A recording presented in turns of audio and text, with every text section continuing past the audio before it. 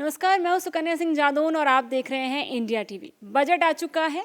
जो उम्मीदें थी कईयों की पूरी हुई और कहीं ना कहीं थोड़ी बहुत निराशा भी हाथ लगी। मिडिल क्लास के लिए ज़्यादा कुछ खास देखने को नहीं मिला, लेकिन वहीं कुछ सेक्टर्स ऐसे थे जिनकी बात की गई, जिनमें से एक सेक्टर है रियल एस्टेट का सेक्टर। और इसी मुद्दे पर, रियल एस्टेट पर बात करने को लेकर हमारे साथ अभी मौजूद हैं आचार्य Amrish Jha ji, real estate expert हैं। आपका बहुत बहुत स्वागत है इंडिया टीवी पर। थैंक यू तो सुकन्या जी, इंडिया टीवी में बुलाने के लिए। सबसे पहला सवाल मेरा यही होगा कि रियल एस्टेट को लेकर क्या उम्मीदें थी और क्या सरकार का ये जो बजट है उसे रियल एस्टेट बजट कहा जा सकता है? मैं ये कहना चाहूँगा सुकन्या जी कि जैसे पिछले साल ही जो है इनकम टैक्स का ब्रैकेट को बढ़ा के 12 लाख किया गया। तो एक तो जो मिडिल क्लास के लोग हैं उनको अब टैक्स में छूट मिला है। तो उनको जब बचत हो रहा है तो कहीं ना कहीं लोग सोचते हैं कि घर लें, मकान लें या इन्वेस्ट कर रहे हैं। तो जब पैसा बचेगा तो लोग कहाँ लगाते हैं पैसा? वो रियल एस्टेट में स्वाभाविक रूप से लेते हैं, मकान दुकान कुछ ना कुछ वो खरीदते हैं। दूसरा चीज़ आपने ये बजट में देखा है कि करीब करीब गवर्नमेंट ने 1 लाख करोड़ और इंफ्रास्ट्रक्चर में पैसा डालने के लिए दिया है। और सिर्फ मेट्रो में ही ये विकास नहीं होगा, टीयर 2 सिटी, टीयर 3 सिटी पे अब सरकार का फोकस है। 100 से ज़्यादा जो स्मार्ट सिटी का जो प्रोजेक्ट चल रहा है वहाँ जब पैसा डलेगा तो हर शहर में ग्रोथ देखने को मिलेगा। और मुझे लग रहा है कि यह बजट रियल स्टेट के हिसाब से पॉजिटिव है। बाकी बाज़ार में देख रहा हूँ कि गिर रहा है, उसका अलग है, फ्यूचर ऑप्शन की वजह से लोगों को अब चार्ज ज़्यादा लग रहा है। लेकिन आने वाले समय में जो मुझे लग रहा है, जो मोदी जी का जो विजन है 2047 में विकसित भारत बनाने का, और भारत का रियल एस्टेट बाज़ार $1 ट्रिलियन होने की संभावना है 2030 तक। तो रियल एस्टेट में तेज़ी तो आएगी। बजट 2026 में सरकार ने सीपीएसईएस की ज़मीन और इमारतों को आरईआईटीएस के ज़रिए इस्तेमाल करने की बात कही है। तो क्या लगता है इससे क्या होगा? देखिए क्या है ना, एक रीट जो है, रियल एस्टेट इन्वेस्टमेंट ट्रस्ट, इसके द्वारा छोटे निवेशकों को अभी क्या होता है, यदि मुझे दिल्ली से शहर में, नोएडा से शहर में, गुड़गांव से शहर में कोई कमर्शियल प्रॉपर्टी लेना है जिसमें कि रेंटल इनकम आ सकता है, कैश फ्लो आ सकता है, तो करोड़ों रुपए की है। लेकिन रीट के थ्रू हम छोटा जो निवेशक है, जिस तरह शेयर बाजार में कम पूंजी से भी आप काम करते हैं, उसी तरह से रीट के थ्रू आप थोड़े पैसे में भी कमर्शियल या कोई प्रॉपर्टी में जब पैसा लगाते हैं तो वो जो ग्रोथ मिल रहा है या उस पर जो रिटर्न मिल रहा है उसका बेनिफिट छोटे निवेशकों को भी मिलता है। तो गवर्नमेंट अच्छा पॉलिसी मुझे लगता है कि रीडेवलपमेंट करके और उसमें आम लोगों को भी मौका मिलेगा पैसा लगाने से, जिससे कि उनके भी पैसे बढ़ सकते हैं या एक अच्छा आरओआई आ सकता है। हर मिडिल क्लास का सपना होता है, हर सैलरीड क्लास का सपना होता है कि उसका भी खुद का अपना एक घर होना चाहिए। तो क्या लगता है कि बजट में अफोर्डेबल हाउसिंग को लेकर क्या कुछ कहा गया है या क्या कुछ कहा जा सकता था? देखिए, मैं तो थोड़ा और उम्मीद करता हूँ कि गवर्नमेंट वैसे अफोर्डेबल हाउसिंग में बहुत सारी छूट पहले ही दे रखी है, लेकिन इस बजट में कुछ खास देखने को नहीं मिला जो डायरेक्ट कस्टमर को लगे कि अफोर्डेबल हाउसिंग में बेनिफिट है। लेकिन पहले से ही गवर्नमेंट के बहुत सारे स्कीम हैं जिससे कि अफोर्डेबल हाउसिंग जो लोग लेते हैं उनको बहुत तरह का छूट मिलता है, जैसे कि रजिस्ट्रेशन में छूट है, लोन में छूट मिलता है। तो ऑलरेडी जो फर्स्ट टाइम जो घर खरीदते हैं तो वो लोगों के लिए घर खरीदना और एक बेहतर विकल्प मैं हमेशा से कहता हूँ, क्योंकि अभी भी हमारे देश में स्टॉक में यदि निवेश की बात आप करते हैं तो मुश्किल से 5% लोग निवेश करते हैं, लेकिन बाकी 95% लोग कहाँ निवेश करते हैं।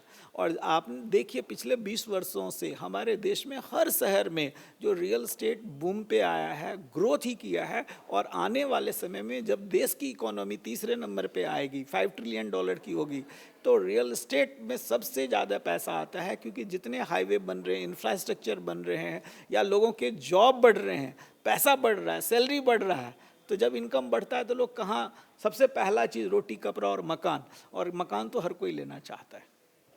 REITs की बात हुई है तो सवाल ये भी आता है कि क्या इसकी मदद से जो सरकार की बेकार पड़ी ज़मीन है या फिर इसका इस्तेमाल कुछ नहीं हो रहा है, क्या उसे उपयोग में लाया जा सकता है? डेफिनेटली।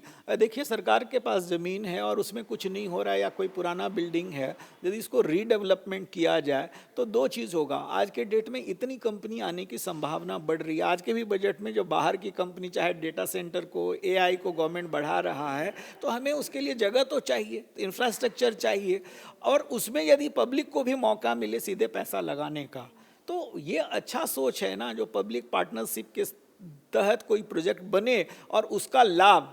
क्योंकि हमेशा कमर्शियल प्रोजेक्ट के अंदर जो है, नॉर्मली अभी तक हमारे देश में रीड के द्वारा कमर्शियल प्रोजेक्ट ही को लोग चुन रहे हैं, ठीक है। तो यदि इसके द्वारा कमर्शियल प्रोजेक्ट आएगा तो उसमें, क्योंकि हमारे यहाँ रेजिडेंशियल प्रोजेक्ट का जो रेंटल वैल्यू है वो कम है, कम आता है, विदेशों में ज़्यादा है, हमारे यहाँ कम है। यदि 1 करोड़ का फ्लैट है तो यहाँ मुश्किल से 20-30 हज़ार रुपये आपको रेंट मिलेगा, तो साल का 3-4% आता है। लेकिन वहीं कमर्शियल में जो रेंटल वैल्यू 6%, 8%, 9% तक जाता है। तो एक तरह से जो लोग बैंक में FD करते हैं, तो बैंक में FD जब करते हैं तो मान लीजिए आपको 6-7% मिल रहा है, लेकिन यहाँ 6% आपको रिटर्न भी आए और प्राइस कैपिटल भी अप्रिशिएट हो, तो वो भी वैल्यू मिले। इसलिए लोगों के लिए चॉइस बेहतर हो सकता है, और ये अच्छा स्कीम मुझे लग रहा है। अगर हम अर्बन कल्चर को देखें तो ज़्यादातर लोग मकान को छोड़कर जो बिल्डिंग्स हैं, हाई राइज बिल्डिंग्स हैं, उनमें शिफ्ट कर जा रहे हैं। तो हाई राइज बिल्डिंग्स को लेकर के मिडिल क्लास का जो बजट है उसको लेकर के क्या कुछ और एक्सपेक्टेशंस हम रख सकते थे सरकार से? देखिए, एक दो चीज़ मुझे ये मैं चाहता हूँ कि जैसे बाहर में आप देखेंगे, इंडिया से बाहर, तो होम लोन और सस्ती है। हमारे यहाँ अभी भी 7%, 8% के आसपास होम लोन है, तो रेट ऑफ इंटरेस्ट थोड़ा सा और घट सकता है। दूसरा चीज़ मैं यह कहना चाहूँगा, रजिस्ट्रेशन अमाउंट अभी भी, यदि सिर्फ आप अफोर्डेबल हाउसिंग छोड़ देंगे तो 7 से 8% है। तो चार्ज यदि हम 1 करोड़, देखिए बड़े शहर में तो 1 करोड़ से नीचे कोई घर नहीं है, 70-80 लाख से नीचे कोई 2 BHK नहीं है। तो जब इतना महंगा हम घर लेते हैं तो ऑलमोस्ट हम, जब एक बिल्डर डेवलपर मकान बनाता है तो ईंट ले रहा है, रोड़ी ले रहा है, सीमेंट ले रहा है, सरिया ले रहा है, सब में टैक्स तो ऑलरेडी है। उसके बाद तो बिल्डर वो हिसाब से जोड़ता है प्राइस, और जब कस्टमर के पास आता है तो फिर कस्टमर को 8-10% रजिस्ट्रेशन में लगता है, बाकी अदर चार्जों में लगता है, और वो कस्टमर पहले से इनकम टैक्स भी दे रखा है। तो यदि गवर्नमेंट थोड़ा सा लिबरल हो, थोड़ा सा टैक्स में छूट दे, थोड़ा सा फाइनेंस पे, बैंक लोन में रेपो रेट कुछ कम करे, सस्ते दरों पे लोन मिले, तो मुझे लगता है कि लोगों को घर खरीदने के लिए ज़्यादा सुविधा और हो सकता है। आपने अभी अभी होम लोन्स की बात करी और रजिस्ट्री की बात की, और काफ़ी सारी चीज़ें होती हैं। कई बार जब हम घर लेने जाते हैं तो हमें इतने सारे प्रोसीजर्स फॉलो करने पड़ते हैं, जिसके बाद हम करीबन 2 महीने तो वही करते रह जाते हैं घर खरीदने से पहले। तो क्या एक सिंगल विंडो बनाई जा सकती है जहाँ पर आपको एक ही जगह जाना और आपके 4-5 काम एक साथ हो जाए? हाँ, ये भी आप ठीक कह रहे हैं। सबसे बड़ा चीज़ जो दिक्कत है ना, क्योंकि मैं लोगों से बात करता हूँ, देश भर के लोग मेरे से पूछते हैं, और जो फ्रॉड होता है, धोखा होता है, वह ड्यू डिलिजेंस का है। कई बार बिल्डर ठीक नहीं निकलता है, कई बार ज़मीन नहीं निकलता है, कई बार बनने के बाद वो बिल्डिंग गिरता है। तो एक तो गवर्नमेंट को ऐसे, जब से रेरा कानून आया है 2016 में, तब से सिस्टम बेहतर हुआ है। लेकिन अभी भी कहीं ना कहीं, क्योंकि लोग अपना जब घर लेते हैं या बनाते हैं तो ज़िंदगी भर की पूंजी लगाते हैं, और जब आप रजिस्ट्रेशन अमाउंट ले रहे हैं, गवर्नमेंट फीस ले रहा है, तो थोड़ा सा गवर्नमेंट को और इस मामले में सख्त होना चाहिए कि कस्टमर पॉइंट ऑफ व्यू से कोई गड़बड़ी ना हो। और जो आपने बोला, ये सिस्टम जो टाइम टेकिंग वाला है, ठीक है, तो वो सिंगल विंडो हो जाए, एक ही जगह हमारा रजिस्ट्रेशन हो जाए। फिर म्यूटेशन में जब जाता है तो फिर वहाँ भी कुछ ना कुछ, हमारे यहाँ आप जानते, बिना चढ़ावा के कुछ काम नहीं होता है।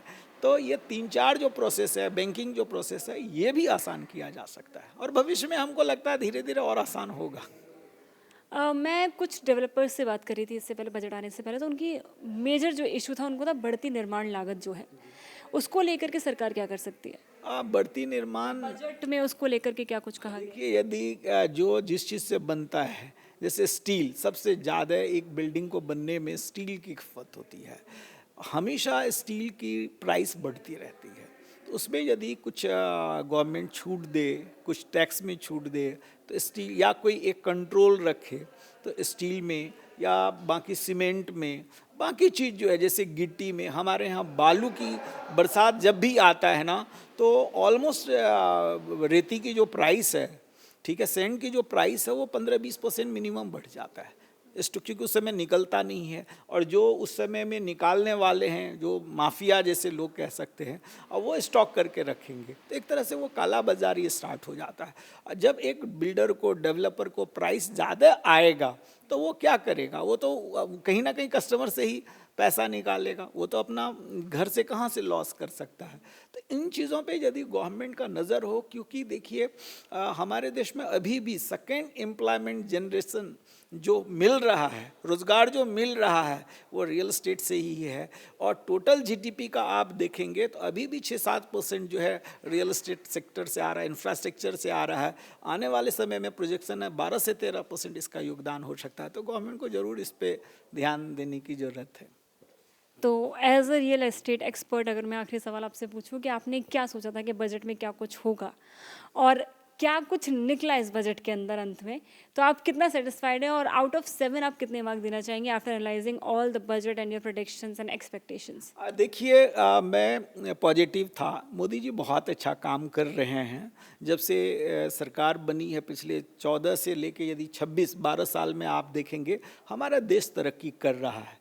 थोड़ी सी उम्मीद हमेशा हमारे जैसे माँ बाप से भी रहता है, बच्चों को, सरकार से भी ऐसे सब लोगों को रहता है कि थोड़ा सा और मान लीजिए टैक्स में कुछ रिबेट हो जाता, या होम लोन में कुछ कम हो जाता, रियल एस्टेट में थोड़ा सा यदि और कुछ छूट दे देते तो। पर ओवरऑल मुझे लगता है कि बजट अच्छा रहा है, ठीक है, लोगों को निराश होने की ज़रूरत नहीं है, और रियल एस्टेट में तेज़ी ही आएगी। गवर्नमेंट की जो पॉलिसी ऑलरेडी चल रहा है, इतना इंफ्रास्ट्रक्चर बन रहा है ना, आप देखिए ना, रोड, हाईवे कंस्ट्रक्शन कितना हो रहा है। बहुत सारे प्रोजेक्ट तो हैं इस अभी भी, जैसे एम्स कहीं बन रहा है, जिस शहर में एम्स बनता है उस शहर में डेवलपमेंट तो शुरू हो ही जाता है। इतने एयरपोर्ट बन रहे हैं, तो कोई ज़रूरी नहीं है जो फ्लैट सरकार बनाएगा।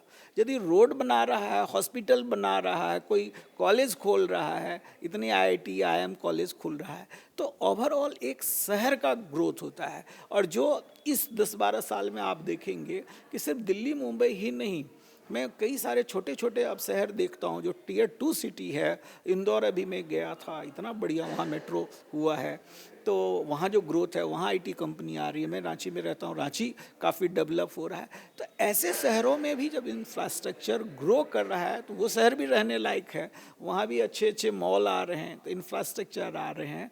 तो मैं तो पॉजिटिव हमेशा रहता हूँ, आशावादी हूँ, और लोगों को निराश होने की ज़रूरत नहीं है। हमारा देश आगे बढ़ रहा है। Thank you so much India TV से जुड़ने के लिए और इतनी सारी इन्फॉर्मेशन हमारे दर्शकों को देने के लिए। तो अगर आप रियल एस्टेट से जुड़े हुए हैं, निराश होने की ज़रूरत नहीं, काफ़ी कुछ खास था आपके लिए, एक्सपेक्टेशंस थी, उतनी जहाँ तक है सरकार ने पूरी करने की कोशिश की है। Thank you so much India TV से जुड़ने के लिए। और भी चीज़ें और भी इंटरव्यूज़ और भी जानकारियाँ हम यूँ ही आपके लिए लाते रहेंगे। जुड़े रहिए इंडिया टीवी के साथ।